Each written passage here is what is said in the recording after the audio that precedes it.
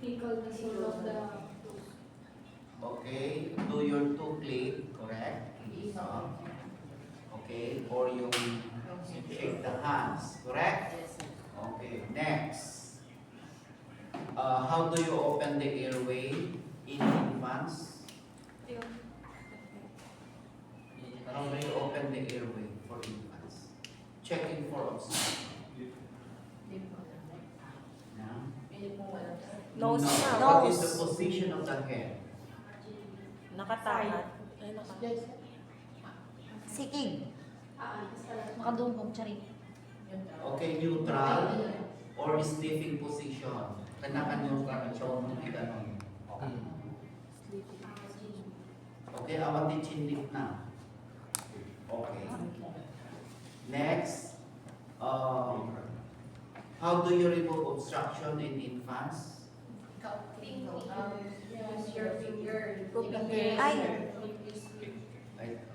Okay, ito pag nakita mo, correct? Okay.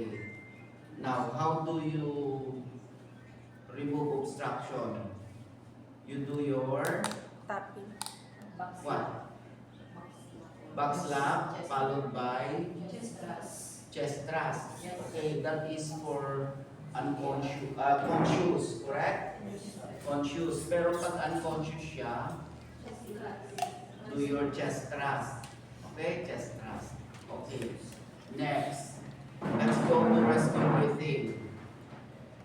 How many cycles of rescue breathing are you required to deliver for infants? 40 to 60. Okay? 40 to Basta 60. 40 lang tayo. Ay, So, how do you count the number of cycles for each cycle? Okay, for each cycle of your rescue breathing, how do you count for standardization? Blow, That is for adult. That is for adult. Pero pag sa infant, blow 1-1. Correct? Blow 1-1. Blow. Now, what is the method of ventilation in blowing? Mouth to nose and mouth. So include the nose. Yes. Kabali nga ang mouth. Okay. Next. Sir, naka-live ka.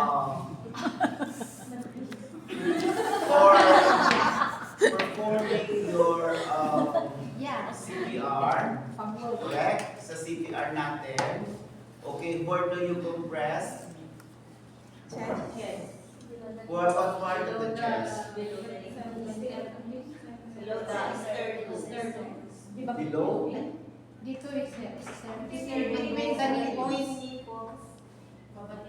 Okay, between the nipples, but what? Specific. Where specifically? At least one finger below the nipple line. Okay? Okay, below the nipple. This is the nipple line. Diyan o. Dito siya. Okay? One finger. Breath below the nipple line. There. Okay, there. So, what is the manner of compression? What are you going to use in compressing?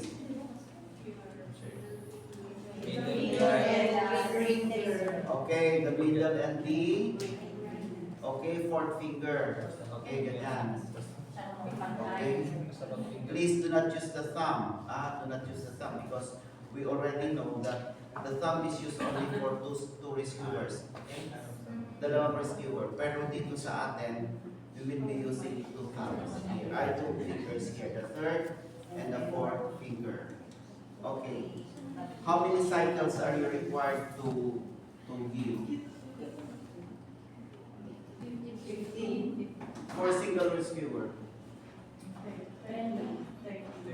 30. Okay, 30 compressions, correct? How many ventilations?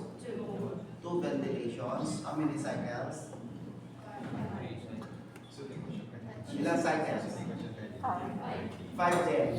Pareho lang. At the same sa adult, sa child, saka sa infant. yung ano lang, yung Compression. Compression. yung ito lang, tsaka yung blowing. Ang difference nun, correct? Ang kanyang ululaw.